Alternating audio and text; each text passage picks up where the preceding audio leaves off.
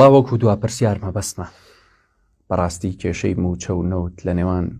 هەرێم و بەغدایە چارەسەر ئەبێ یاخود ئەگاتەکوێ یاخود چۆن ڕازی ئەبێ بەغدا، چونکە ئێستا بیستمانە ئەڵێ هەرێم 250,000 بەرمی دەکەوت لە پاڵ ئەویان نیوەی بەرهەم داهاتی ناوخۆ ئەنێرێ بۆ بەغدا و لە پاڵیشیا بۆ 600 ملیار دلار دیار دینار. بەڵێ ئەمە چارەسەرەکە ئێستا بەغداڵێ ڕازی نییە بەو واقع باشە خوانیە ئەی چۆن سەیریکە هەرێم ئێمە لە بەغاوی باشە هەرێم ئەڵێ لەگەڵمان کۆبوونەوە باشە ئەڵێ ئێمە 250,000 بەرمیل ئەفرۆشین باشە داهاتەکەین بە بەخە نەکبین بە سۆمە چکە گرانتری فرۆشی لەگەڵ بەخە ئەمە یەک دوو ئەگەر ڕازیش بێ کە تەسەوڕەکەم ڕازی بێ بیا بە سۆمە خۆی بیفرۆشێ. عێراق مشکلی ئەوەیە پار نەوت بە 6 دلار بۆ ئیسەنەوت بە 13.8 دلار کەواتە نەوتی چارەسەر ینی بلێشی وەرگێ ناکاتە ئەو پارێ بۆیە عێراقیشت کاکە عێراق 6 تریلیۆن دینار ئەیە بە موچە مانگانە تریلیۆنێک و 600 ملیار دیناری بۆ کۆبێتەوە. باشە هەرێم داوای 6 ساڵکەیەکا بەجێ نایی چیە عرە بەڵێ فاقد الشيء لا يعطي کەسێک کە شتێکی نەبوو ناتوانێت بیدا. باشە بەغدان ئەڵێ من نیمە ئەڵێ من دەسم ناکەوێت نەک نیمە ئەڵێ دەسم ناکەێت تەمان بەغدا ئێستا پرۆژه یاسایی قەرزکردنی نردبوو ئێمە بۆ پەرلەمان لامانە دوێنێ بۆمان هاتووە کە ئێمە دوای جێژم چینەوە دەنگی لەسەر بین کە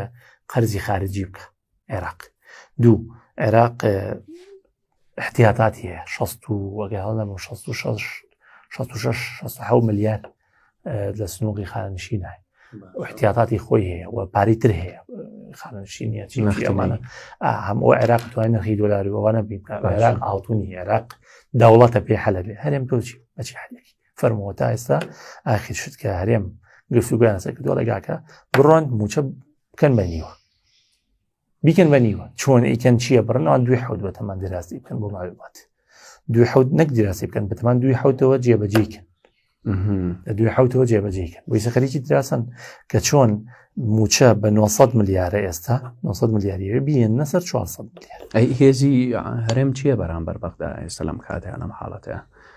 خۆی ئەڵێ کورد دەڵێ گۆم تا قوڵ بێ مەلەی خۆشە ئێستا نازانم گۆمەکە بۆ هەرێم زۆر قۆڵە بەس مەلەکەی خۆشە یاننا بابەتەکە لەوەیە عنی بۆ نمونە بەچی حاڵێک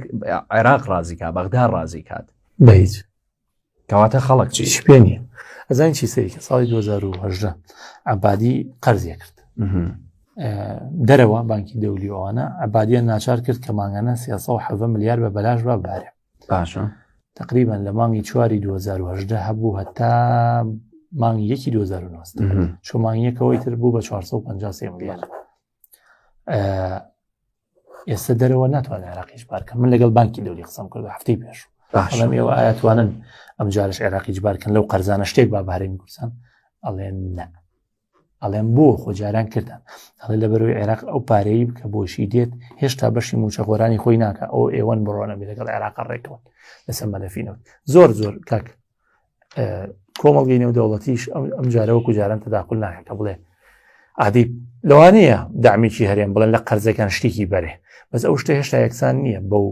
پارەی زۆرەی 900 ملیار دیناری کە بەس بۆ موچە یعنی هیچی تر ئەگە هەرێمی کوردستان هی هەموو شتێک ڕاگرێ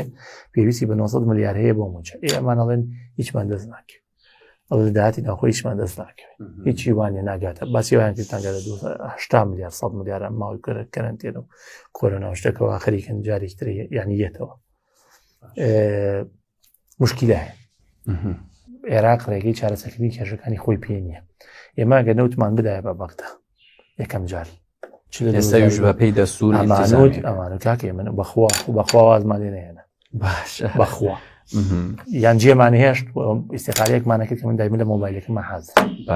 باشە یان جێمان هێشت ئیستیقالەیەکمانە کردەمان و وڵاتی خۆت بە خۆتۆ نامانەوێت یان ئەمانوت ئەبێ چۆن کێشەی موچەخۆری خۆیانەکەی ئەوەش کێشەی موچەخۆری هەرێمی کوردستان ئێ بەس کە تۆ نەوتێنە ناردەمە چی بکەم کاک ئێمە هیوای